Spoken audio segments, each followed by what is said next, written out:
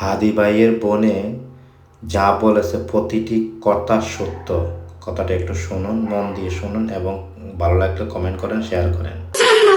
আমার বাংলাদেশের মাথাগুলো লাগছে, স্বাধীনতা সার্বভৌমত্ব মাথাগুলো লাগছে। আমার ইসলামটা শুধু আমার কাছে ভাই না, আমার সন্তান হয়ে উঠছে। বাচ্চাদেরকে বিভিন্ন গালিগালাজ করা শুরু করে দিচ্ছে। হাতের বয়সী, কোমরের বয়সী, বজিটি, নাতের বয়সী, ছেলের বয়সী।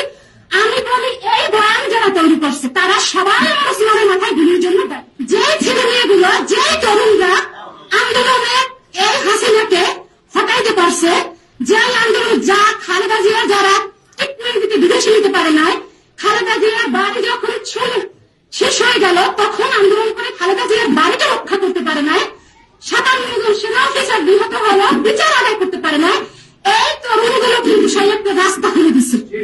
সেই রাস্তা যখন খুলে দিল, আমাদের প্রবীণদের কাজ ছিল ওই তরুণদেরকে কাছে এনে ওদেরকে হাতে কলমে আমাদের রাজনীতি শিখানো।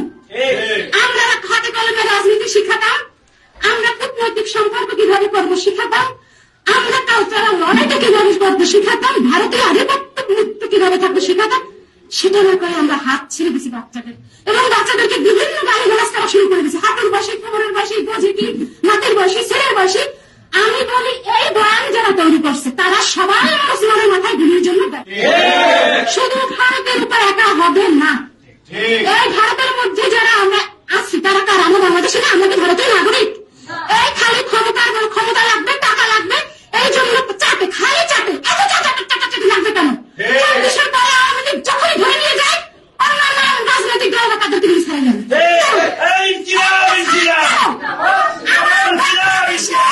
সকল রাজনৈতিক নেতাদের প্রতি, দেশপ্রেমিক নেতাদের প্রতি একটাই আহ্বান, আপনারা যখনই আওয়ামী লীগকে বিচারের মুখোমুখি করে আপনারা কাউকে ছাড়াতে যাবেন না।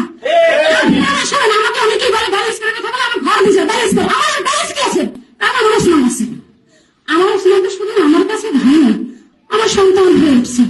আমাদের ভাই বোনদের কাছে এই যে সারা পৃথিবী যদি আমাকে বলে যে আমি আপনার ভাই, আসলে কি আমার ওসমান হয়তো পারবে? এটা সম্ভব? ওসমান হয়তো পারবে? এটা সম্ভব? এটা সম্ভব না। বিপ্লবীদের প্রতি প্রবীণ ভাষা আমি এই কথা আপনাদের সঙ্গে যেটা বললাম, এই কথা আমি প্রধান উপদেষ্টার কার্যালয়ের সামনে বলে আসছি, বিএনপির অনেক সিনিয়র নেতারা ছিলেন সেখানেও বলে আসছি যে আজকে যে আমার বাংলাদেশের মাথায় গুলি, এই জন্য প্রবীণ রাজনীতিবিদরা দায়ী।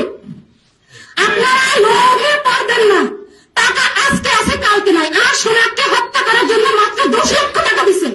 এই 10 লক্ষ টাকা কি অনেক কিছু? এই 10 লক্ষ টাকা শেষ হতে কতক্ষণ লাগে? আমি তো ভাবছি একটা বাংলাদেশ যদি লিখে দেওয়া হয় তারপর তেমন ওসমান আসবে না। এই ওসমান তাহলে হবে না। এই ওসমানকে যদি আপনারা ধারণ করেন, আপনাদের মেধা এবং রাজপথ দুটোই দখল রাখতে হবে। আপনারা পারবেন না। আমার ওসমান বলতো আমি কিছু ছেলে মেয়ে তৈরি করে রেখে যেতে চাই।